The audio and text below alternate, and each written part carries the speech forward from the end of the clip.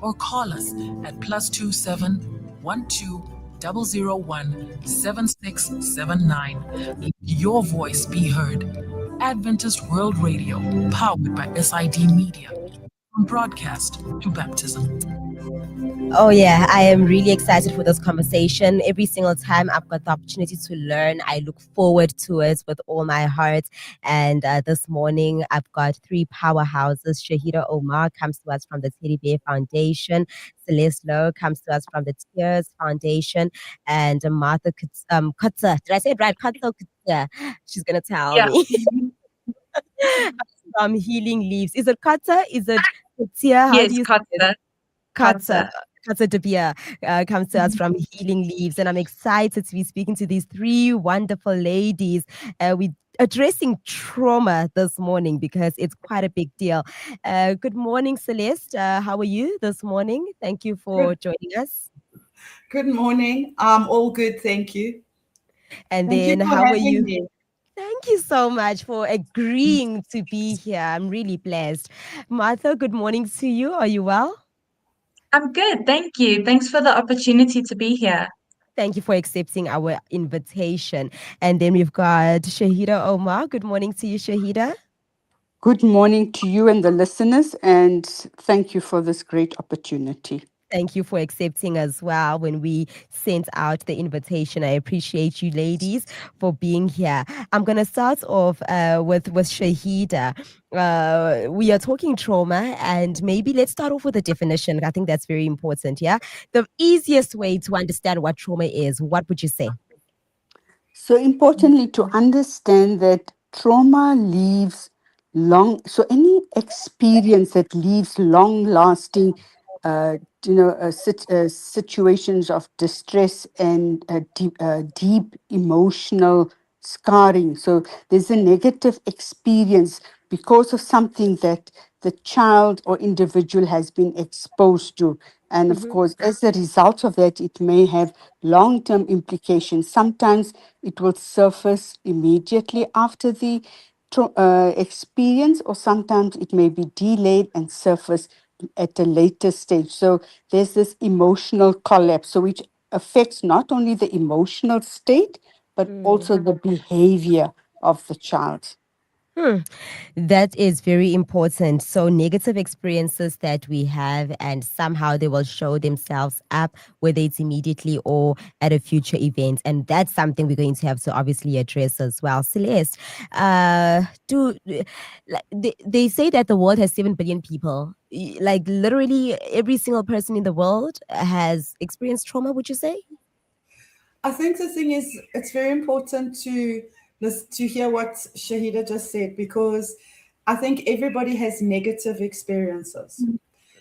Trauma is a different thing. So there's a negative experience, and then there's the fallout from that experience. So all of us have trauma because bad things happen to everybody across every country, every human being. Something's going to happen to you. Maybe you dropped your toast on the floor and it was your last piece of bread. That's a bad thing. But not every bad thing creates trauma. However, I'm going to qualify that as well. If you live in South Africa, we have a very high level of trauma because we have a history of high violence, of subjugation, of bad conditions, all of that. And then it continues to grow and grow and grow and get passed down from generation to generation. And we live in a very violent South Africa, where the answer to everything is aggression and violence. So that creates trauma. So I think to find an untraumatized South African would be quite hard. Yeah, that would be definitely rare. I don't know, this might sound like, I don't think any question is a stupid question, right? But how does one know that I've suffered trauma, Celeste? How would you know that I've suffered trauma? Okay, so I can only answer from my own experience. I think right in the beginning, you might not realize that you have trauma because you just sort of see this bad thing that happened to you. But over time, you can start to identify that you're not okay. So anxiety, depression, maybe dissociation where you actually you don't feel anything, you know. You might have bad reactions to things, like all of a sudden you'll start screaming at someone, and the incident that's happening right now has got nothing to do with how angry you are or how sad you are, all of those things. And you'll start to see that you make strange decisions that don't make sense to you. Those are all signs that you are traumatized. But I think those can be minimized if people get help immediately. And that's the problem, right? Because people don't get help immediately, and then it grows and grows. And also we have, because of what I explained before about living in a violent country that has a violent history, we have bad coping mechanisms. And so all of those things add up to how much trauma you are going to have. So some people, they'll go through a couple of things and you won't notice anything. And then they'll go through another thing, and it'll be the straw that broke the camel's back. And all of a sudden they start acting in ways that show mental health, mental illnesses.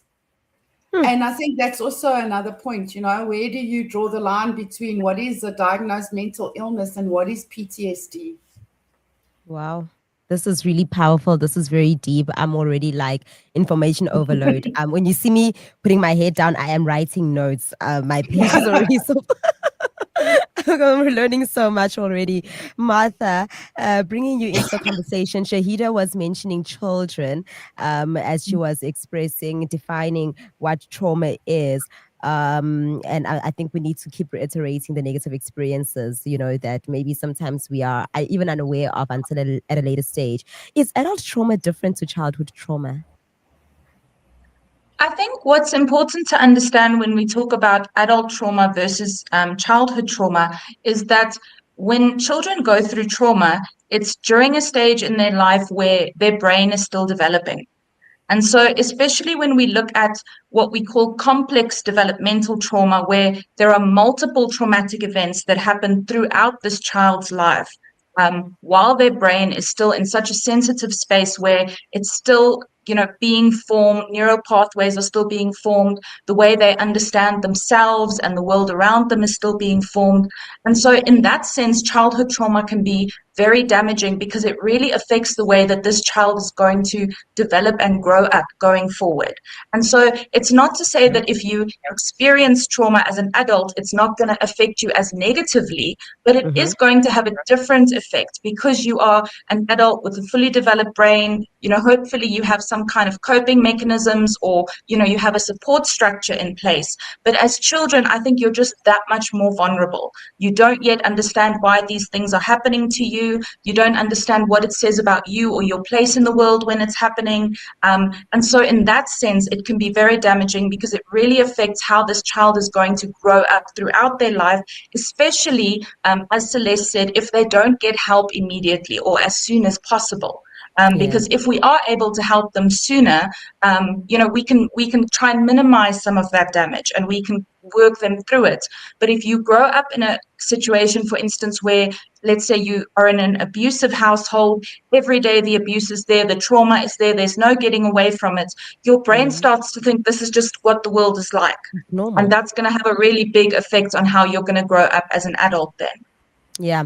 You know, you speak about the developing brain. I was taught that the brain develops anywhere between the ages of 24 to 30. That's when it reaches full maturity. So a person who is still within that age range, my hearing then would be the impact of a traumatic event is somewhat still the same as if you were 7 years old, Marthe? I don't think it'll be entirely the same as when you're 7, for instance, because by the time that you are, you know, in your early 20s, you know, the way that you are able to rationalize things, as I said, the way that you are able to kind of process things is going to be very different to when you are 7. But definitely, I think at any stage, you know, while your brain is still developing, that trauma is going to have a negative impact. But for sure, I think the younger you are, the less likely you are to be able to make sense of it, the more dependent you are on adults and, you know, other people around you to protect you, the more negative effect that experience is going to have on you. All right, excellent. Oh, this conversation is it's painful already just thinking about it. Like for me, it's already emotionally intense, and I loved what Celeste also spoke about earlier on when she said, you know, if you are South African, or if you grew up in South Africa, if you live in South Africa, you it's rare to meet anyone who I think would say Naki sharp, or like no trauma, like Nangi rights, like no. As a country, we all need healing. Sometimes I feel like it's the same for other African countries as well, because I think, we all have our different messes, but our stories are somewhat similar, maybe not exactly the same, but there's a lot of healing that is required on the African continent in particular, and maybe we'll talk about whether that is something that, as therapists and counselors and I don't know, psychologists, is there some way that we can work on efforts of group healing, because it is true we've got so many bad coping mechanisms, and we see how, I don't know if you would call it moral degeneration, but there is a lot of bad coping mechanisms that are out there in the world. Shahida, I would like to come back to you, and maybe we can talk about the specifics of some of the common types of traumas that children in South Africa face. What are those that most of us maybe might not be aware of, that are most common?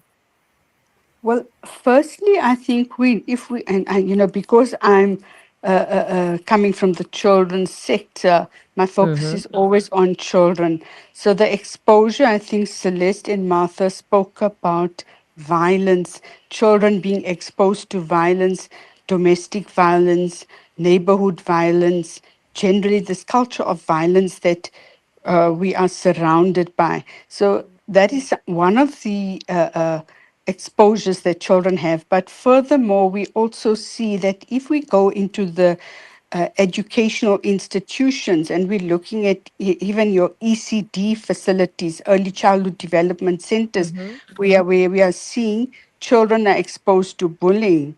And going into the primary school and senior school, we are finding that a lot of this bullying is quite, I would say it's actually on the increase. So it's not only the physical or emotional bullying, but as we see in the senior school, we're seeing a lot of cyberbullying, the online exposure, and with the advent of social media and advent of technology, more and more children, even where children don't have their own devices, they have exposure or access to their friends or peers' devices.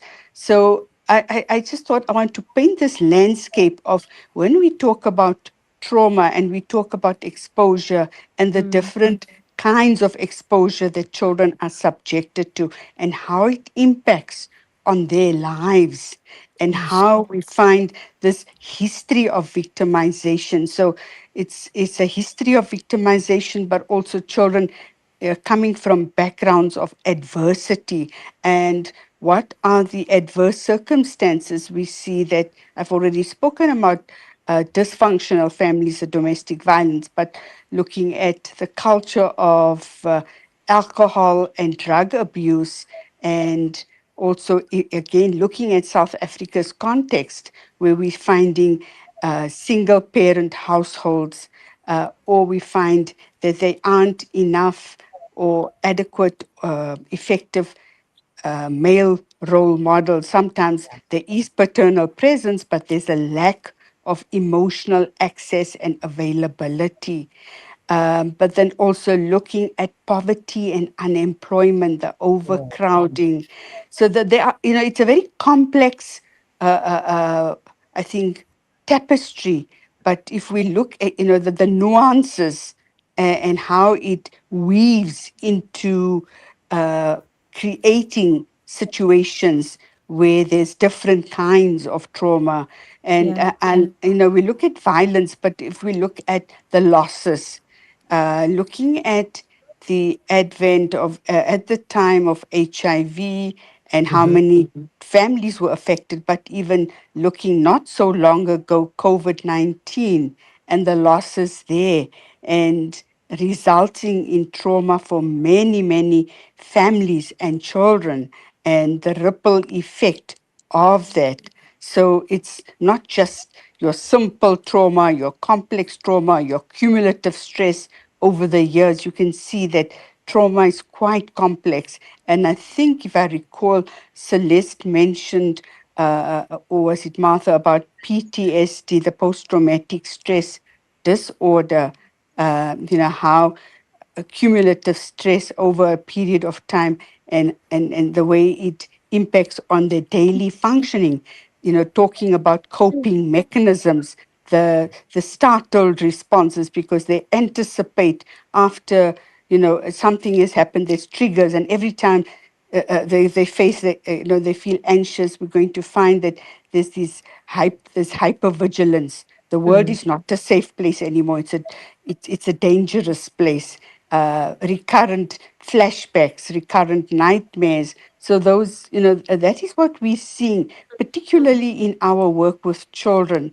That is the kind of responses where children are also displaying, yeah. because if we look at the dynamic of power and control, very important, where they feel totally helpless, hopeless, out of control, powerless, and defenseless. And how do they try and reconfigure this, make sense of it after processing it? We often find that they reenact, sometimes becoming Yeah. victimizers, initiators of violence. Thank you. Mm. And I love those points that you raised, because I wanted to ask about the notion about hurt people, the notion that hurt people. Um, and you then spoke about the history of victimization, but then also becoming that which you hated, and probably never wanted to become. How do we tackle that, Shaheeda, to avoid that in children? I mean, everything that you mentioned, I've been writing down the things that you were saying. It's so many, and I'm also like realizing, whoa, what a mess. HIV, violence, education. You spoke about bullying in education. The other thing that came to my mind was how education also fails the kids. Like, you are in school, but you finish school and you still don't know how to read and write. I can imagine how, as an adult, that is trauma for generations, for a whole lifetime. And then there's the cyber issues, the dysfunctional families, the substance abuse, the single parent homes, the male role models that are rare, poverty, unemployment. That's at least 10. And this is like the norm in South Africa. No wonder the hurt people victimization continues. And in school, the bullying incidents continue to rise. Right, Shahida?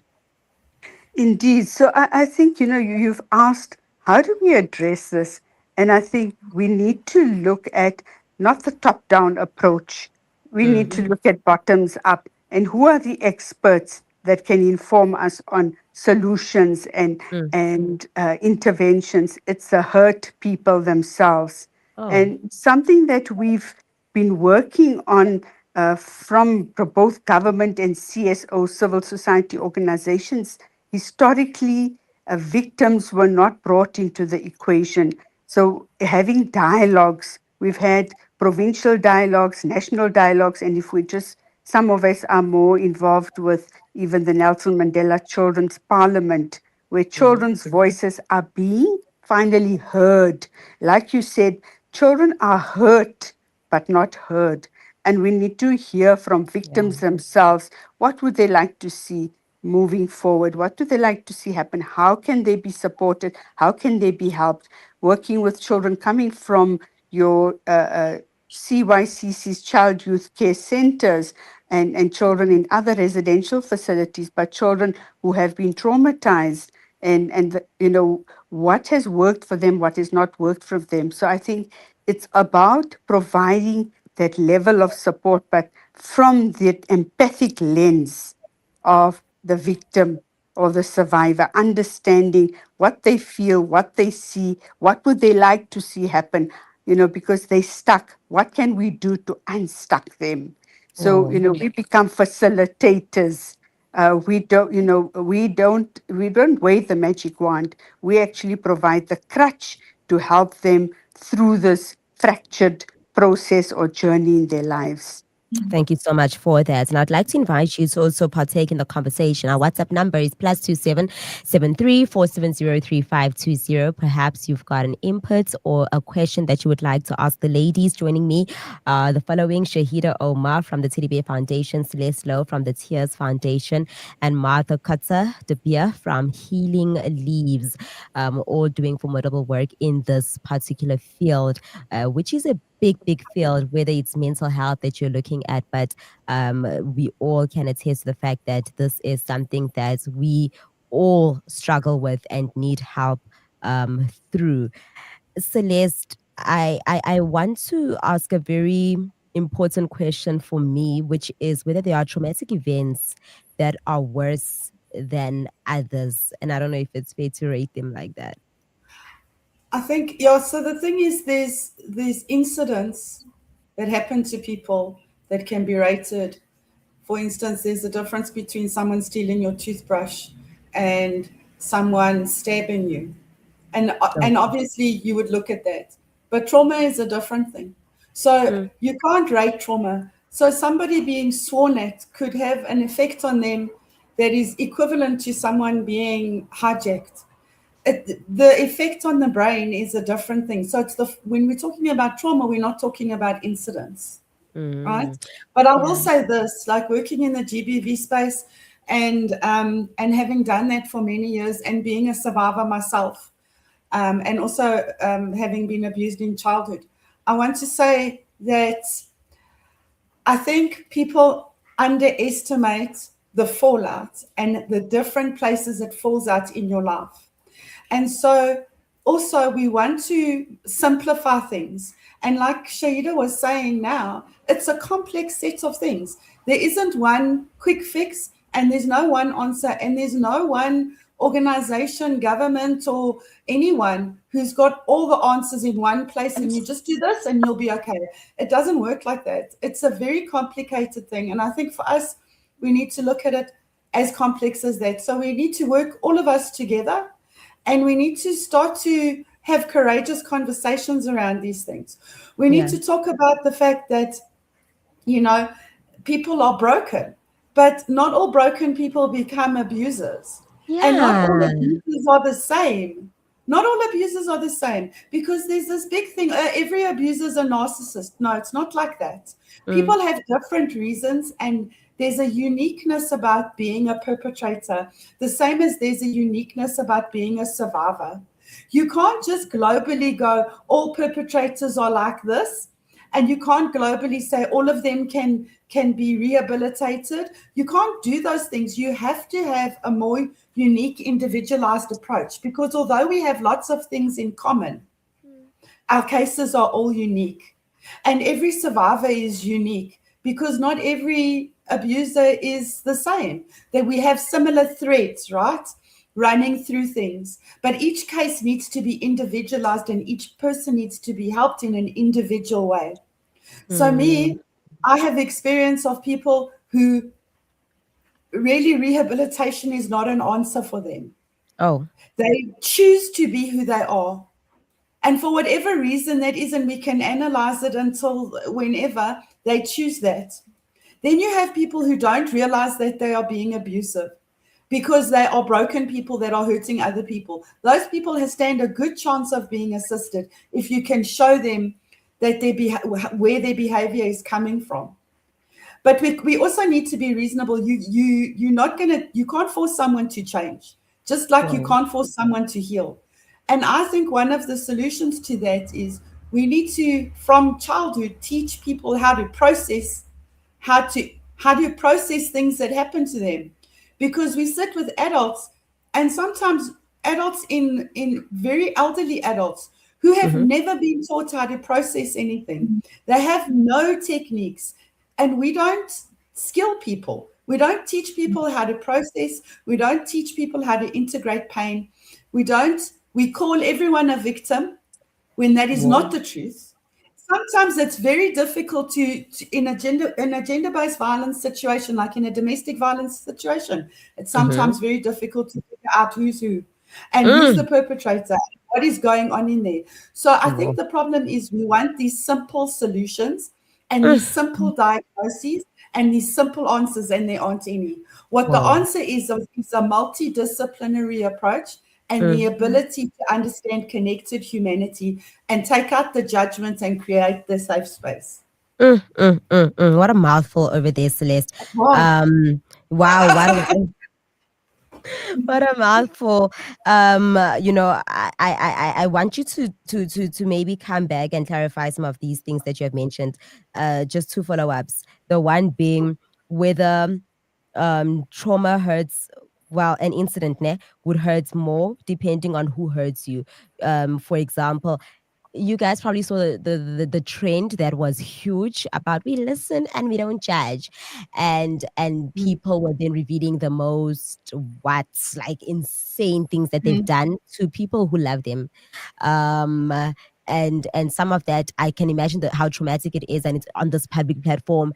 And you talk about how I took my sister's toothbrush because I was angry and I decided to scrub the toilets with it, obviously cheating incidents that yeah, how people were cheating as revenge. And then the other one is, and I think this is an important one. You said that not all abused people become abusers, and I'm interested in, okay, why don't some people become abusers but others do? I don't know if you can just quickly touch on that before we go to Martha on the multidisciplinary approach.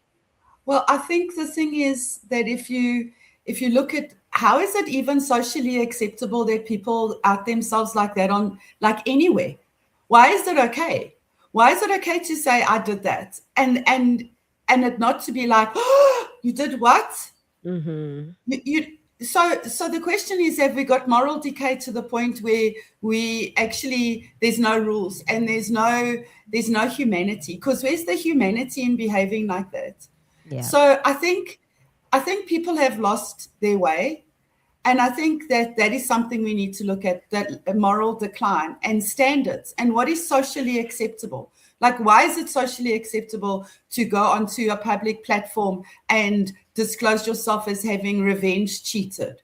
And if you revenge cheating, what does that say about you? Because you just became what broke you. So, and why is that acceptable?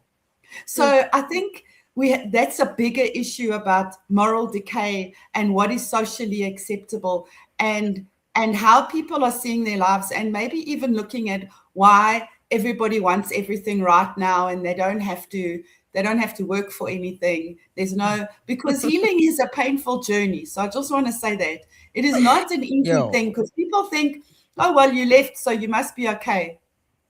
So I think that answers your first question, and I have to remember what your second question was. I think I was just very confused that some people become abusers, but others don't. Why? Okay, so I can only speak from my own experience, so I'm only speaking for myself. I think for me, I know it might sound very strange, but even as a young child, I mean, I was abused from the age of 12 until 17, right? And even by my stepfather. So I even then I knew inside of myself that if I become him, then I lose and he wins. Okay. And so for me, it was a choice. But then you've also got to understand that I think it depends on your upbringing, your education, what positive influences you have in your life as well. But at the end of the day, it's a choice. You choose. Because anybody can be abusive. We all have good and bad inside ourselves. And what grows is the one we feed, right? So everything is a choice. So when people are kind of excusing people who hurt other people because they're on alcohol or they're on drugs or they're whatever, that is just not acceptable, because everything's a choice. Because if you know you become abusive on alcohol, surely you'll stop using it. Right. That's a choice. Everything is a choice. So I went through childhood abuse, and then I went through domestic violence and various other abuses over these. And most of the time I was a target because I wasn't healed. Because perpetrators can see that you aren't healed. It's an instinctive thing. They know. It's scary. Right? And they come after you. And you groomed for the next person. So generally what happens is If you were abused as a child, you get into an abusive relationship, you leave it, the next abusive relationship is even more abusive. It's like a cycle, and you have to find yourself through that. So I want to tell you, I mean, it is not people want to make it simple. And why is that? I'll tell you. People don't want to talk about it, and people don't want to face it, and people want to give it a simple answer because they're afraid of it. Because that's where it comes from. It's this fear. I might be you. Because the fact of the matter is, you live in South Africa, it might be you. And so Yeah. you live in this dream world where this couldn't happen to me, or this person must have done something to cause them for this to happen to them. Yeah. Because it's easier to believe that than to face the reality that we live in a really complicated world. But I also want to say that when you heal, you start to change that view of the world, where the world is a terrible place, where everybody's out to get everybody. It's this like. Yeah. And I Yeah. must tell you, it took me years to move that filter aside. And I won't even say it's completely gone, but I do want to encourage people that you can heal. Because if you knew me 20 years ago and you know me today, then you'll see. And I think, but people mustn't put a time limit on it, because healing isn't linear. Mm-hmm. And you need to go where you can heal, and heal in all the parts of you. So heal in your body, heal in your mind, heal in your emotions, heal in your soul. You've got to heal in all those places. Otherwise, your healing doesn't take. Man, yeah, definitely. Martha, you hear that there's this multidisciplinary approach to healing. You guys, Healing Leaves. I was also interested in your name, Healing Leaves. I was thinking, what are you guys doing there? Maybe touch on that, please. Now that we've unpacked where trauma comes from, I think all of us who are listening right now can probably see ourselves in one of those indicators of trauma. And that then is a cause for concern, and we need to do something about it. Where can we start, Martha? Yes, I think both of the ladies have touched on how, it needs to be this multidisciplinary process. There are so many organizations and people doing wonderful work in South Africa. Some, like the Tears Foundation, they're focused on gender-based violence and the victims there. Teddy Bear Foundation is focused on, supporting the children who have been through trauma and abuse. For us at Healing Leaves, as you said, our name is very intentional because it is about healing. Like Celeste, I myself am also, I went through childhood trauma, abuse as a child. Exactly the pattern that she described, where when I started to get old enough to choose romantic relationships, I was kind of choosing partners who were abusive in various ways. And, it was this vicious cycle where one day I had to realize I have to be the one to break the cycle. Otherwise, it's just going to continue. And so our approach, again, is we've developed trainings and programs that we do specifically with adults, with lay people. So parents, teachers, people working in churches, foster parents, people working, youth and child workers who don't necessarily have the knowledge that a social worker or a therapist has, but there are still so many ways that we can teach them about trauma, that we can empower them in practical ways to help the children in their care to deal with this trauma, even if they don't have those very specialized skills. And so I think it really is about seeing how we can take hands as all these different organizations with different approaches to see how we can make a difference. Because collectively, if we all focus on these different areas, we can reach so many people. And I think it's also for, whether it's an adult sitting with a child and they've been through trauma, or if you recognize in yourself as an adult now, oh, I think I have some things to work through, is to find the right person to talk to help you. Because trauma is really, it's almost like a really deep wound. And if you just put a plaster over it, it's going to fester and it's going to make you sick. Sometimes it's a process where you have to go and clean out that wound, and it's going to be painful, as Celeste said, that healing, cleaning it out, getting all of that gunk out there. But if you don't do it, it's going to make you sick. It's going to fester and it's going to poison you. It's going to poison the people around you, even if you don't want it to. And so it's really about, having those conversations, being brave enough just to start talking to someone about what happened to you. And even if you're not ready to say it out loud yet, buy yourself a notebook, start journaling, just start getting some of those things out, because that's really where the healing happens, is when we can start to just bring these things into the light, take away that shame, and admit, you know what, all of us have been through bad things. It doesn't need to define me, but I also choose not to pass it on to the next generations that come after me. Yeah, I think that's really powerful. When you were speaking, something came into my mind about how a perpetrator can really turn the tables, and I think Celeste spoke to that, right? And it boggles your mind, like, whoa, so you gaslighting and these crazy mind games that will make you believe that you're seeing and reading into a situation more than you should. How I don't know if the journaling itself will help one to see that, perhaps that I am in an abusive situation here, even though this person says this is not abuse, or they always turn things around and talk about how now you're acting like a victim, you're acting like, but you started, and it's like, whoa, what is going on here? I think therapy is extremely important, but sometimes it also appears like it's inaccessible and inexpensive. And you spoke about finding the right person. I've always wondered, how do you find the right person? Because you might meet someone, but you're like, we're not really in sync with each other. We're talking yammer. There's this disconnect, I don't know if you can maybe speak on where adults can also get help, because I know we've got you. Yes, you help children as well. I know Shaheeda helps children. I know Marthe helps people with GBV in particular. But where adults can also find help, and does it have to be expensive? Does it have to be? Is it always inaccessible? Marthe, and then let's go to Celeste. So I just want to quickly touch on what you just said about like the gaslighting and that kind of stuff, because I found myself in a relationship in my early 20s, which was exactly like that, where the person 100% convinced me that I was the problem.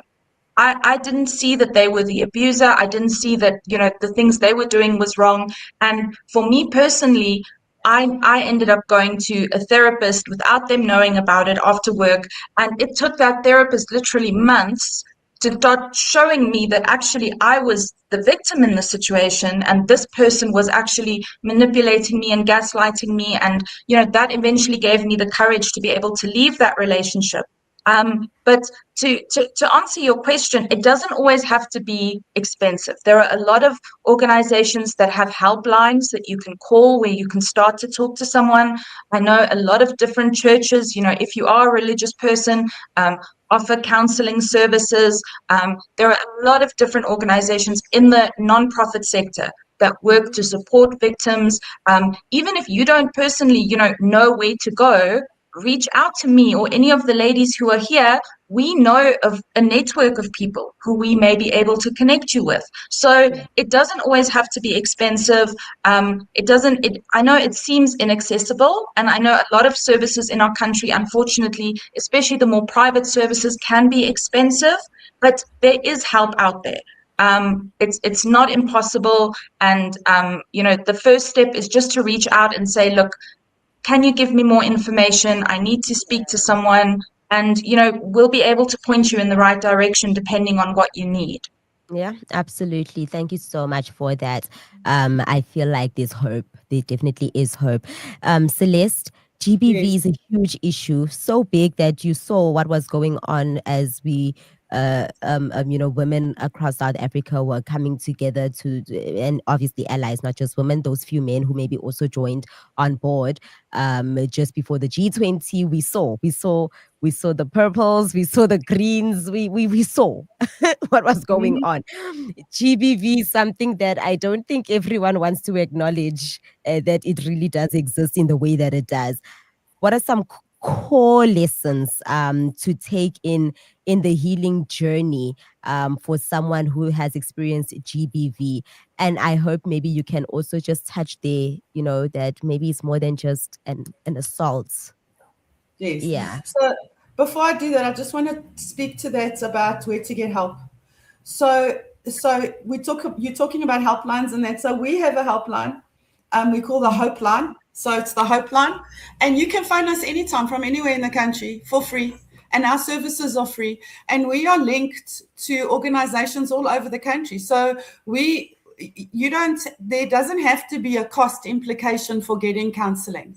Sometimes it might take a little bit of time because people are overstretched and there's a need for a waiting list.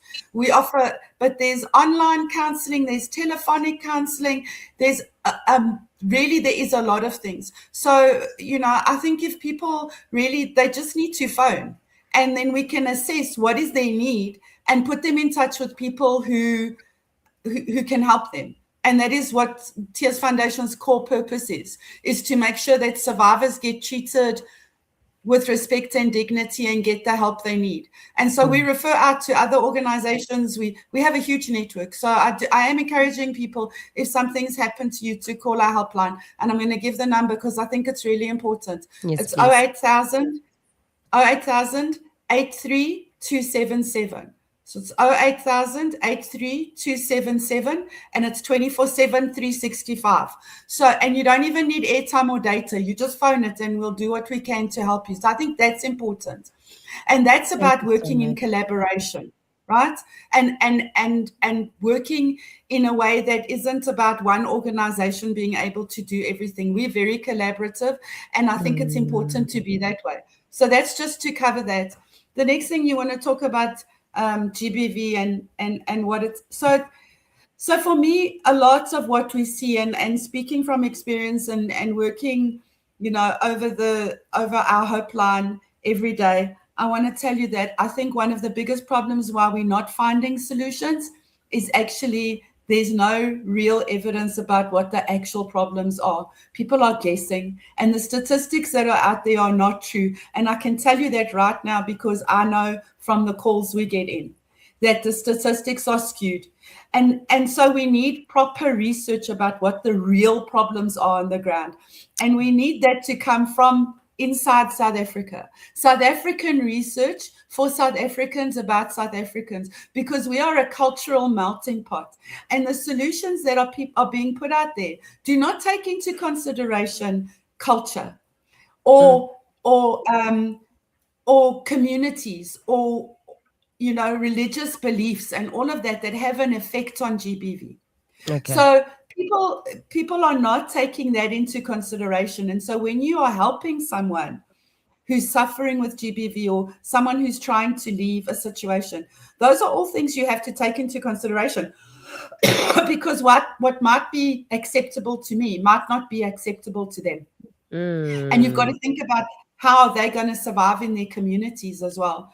So I think the big things from all these years of experience is, one, South Africans don't know their rights according to the law. They don't know how the law works, and service providers don't either. They don't. Nobody understands how South Africa's government works. Nobody understands how the system's going to work until you have to use it. And unfortunately, when you're in a crisis situation and you walk into a police station, then it's too late to know what your rights are. You should have known it before that. So I think we need to explain that to people. I mean, even first responders don't understand the spirit of the law, or, we've got this great NSP, but it's not implemented and people don't understand it. So that's a problem. We need to work on that because that's part of the issue. The other thing is people don't heal unless they feel safe. And unfortunately, there's not a lot of places that create safe space. And I will say Shaheeda knows all about safe space. I'm sure you know all about safe space, Marthe, because, we work in healing and we work with children, we work with adults. We understand that they're not going to open up or come forward if there aren't safe spaces. I think there's a lot of myths and misunderstandings around gender-based violence.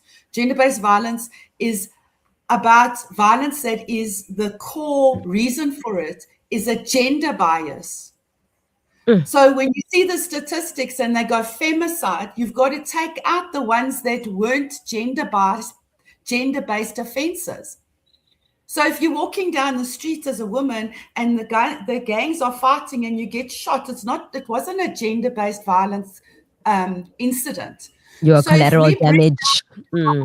Yes, You were collateral damage, but when we're doing statistics, that gets included. Okay. Because you were a woman and you were murdered, it must be because you were targeted because you're a woman. Oh.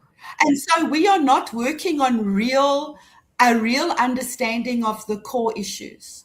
So part of our function as Tears Foundation is we collecting information from the cases that come into us. May I come in, And please? yes, sure, Shaheeda? Sheila. Okay, I just want to pick up on what Celeste and Martha said. I think there's no, single way of treating trauma. It's not a trickle down phenomenon. And one, you mentioned multidisciplinary, and Martha spoke to that, and about, different strokes for different folks. So using different mediums of intervention. And I think with many organizations, providing that safe space, we are finding that more and more creative mediums of expression are being used. And so the music therapy, the drama, the art therapy, using martial arts, all forms of interventions, which, even mindful thinking. And I think one of my colleagues mentioned about punctuation, that the abuse or the trauma does not define you. Ultimately, one has choices, the power of choice, but it's also opening up this whole realm of opportunity of interventions. And I think just to make the listeners aware, there's SADC, there's the command center, there's Lifeline, there's Childline. There are so many different resources which are not requiring any payment. So people do have opportunities of interventions and the first responders where they can then facilitate a process that they could get the necessary help, whether they have to be removed from their home environment, go into a shelter, go into an institution, but also I think colleagues mentioned about protection orders, the processes to be followed. So there are lots of opportunities. And I think this is what I want to alert listeners to, that please reach out, stand up. There is no excuse to be abused. I think it's important that voices be heard. And the most important thing is validation, that whatever people bring to the fore, whether it's a slap on the face or a push or a shove or a threat, everybody responds differently to trauma and the impact it has. And I want to speak to the fact that it leaves deep, wounds are so deep, it's invisible wounds, but the emotional scarring lingers. And that's what needs to be treated and supported through this journey. Thank you. 100%. 100%. Thank you for that, Shaheeda. Celeste, would you like to wrap up maybe that point as well? I think what Shaheeda said is really important, is that there's you know there's no quick healing Yeah. for survivors, Sure. and they walk long roads to healing, and it's not a simple thing. So I think that there are a lot of resources out there, different resources from different places, and you can go to any one of those and you can get assistance, but you need to find the assistance that's unique for you, the one that works for you, and Yeah. keep trying until you get it. 100. But I do also want to say that you never have to be ashamed to ask for assistance. And I have a thing that victims are people who haven't asked for help yet. The minute somebody asks for help or tries to change their circumstances or reaches out, they're not victims anymore. Then they are survivors, and they need survivor support. They need to understand that they can do it. But you can't change anyone. So you can't force a perpetrator to heal, and you can't force a survivor to heal either. At the end of the day, you can walk with them, but you can't walk for them. And I Wow. think that's really important, because for me, one of the biggest things that we need to do is not take power of choice away from a survivor. And it is something that is done to survivors over and over and over again in the system, is you must do this, you must do that, you must go here, you must go there, you must No. You're supposed to say to a survivor this: what would you like to do? These are your choices. You can do this or you can do that. And the consequence of doing this is this. And these are all your options. And guess what? Now you get the chance to stand on your own 2 feet. Because I think the approach of telling survivors what to do is the Mm. biggest problem when it comes to healing. Okay. Because you just transfer dependence from perpetrators onto people with good intentions who are trying to assist. Survivors need to make their own choices. Hmm, very powerful.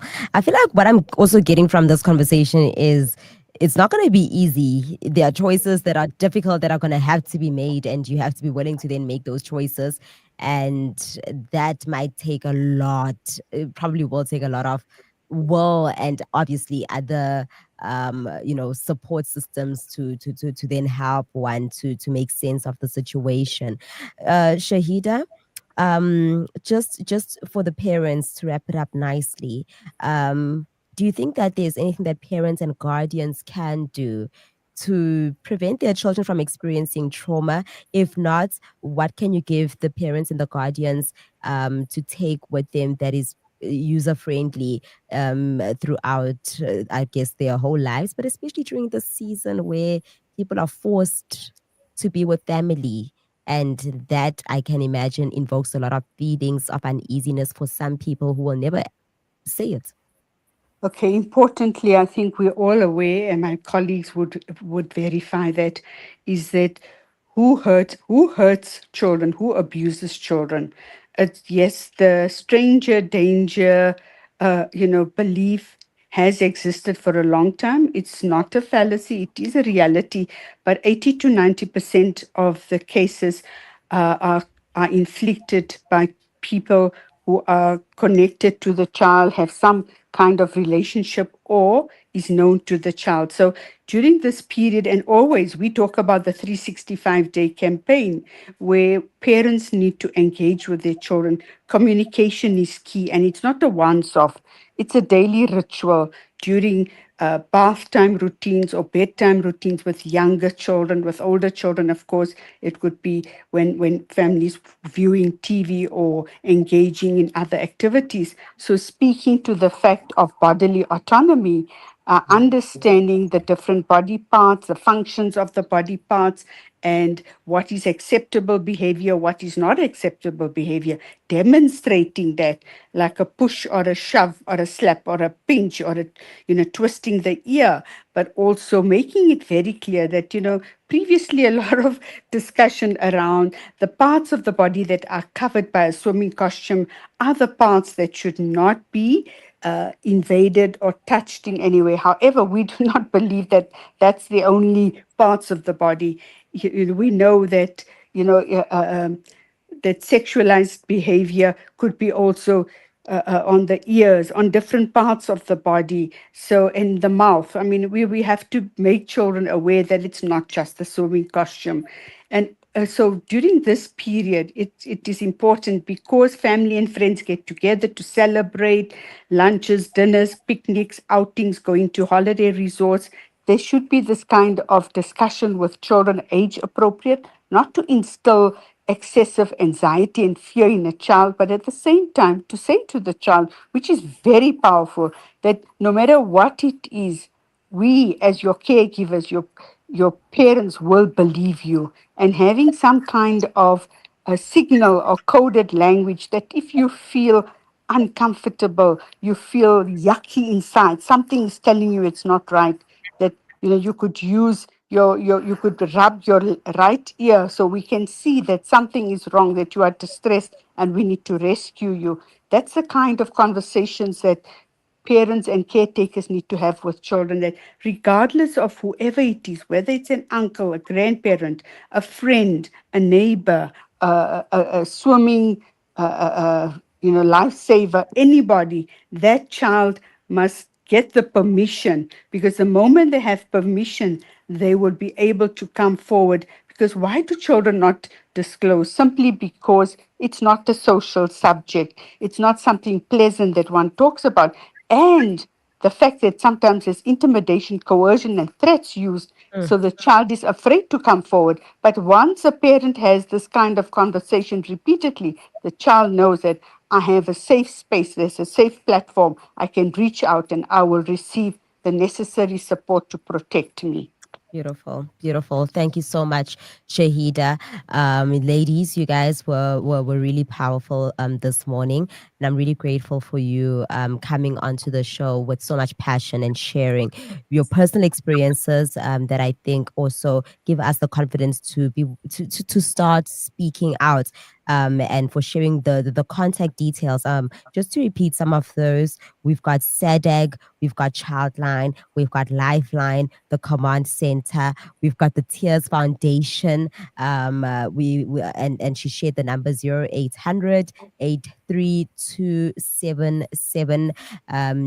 We've got Martha from Healing Leaves, and we've got the Teddy Bear Foundation as well. So to you, Marthe, Kotze de Beer, Shaheeda Omar, and Celeste Louw from Tears, thank you so much for this morning, ladies, for empowering us.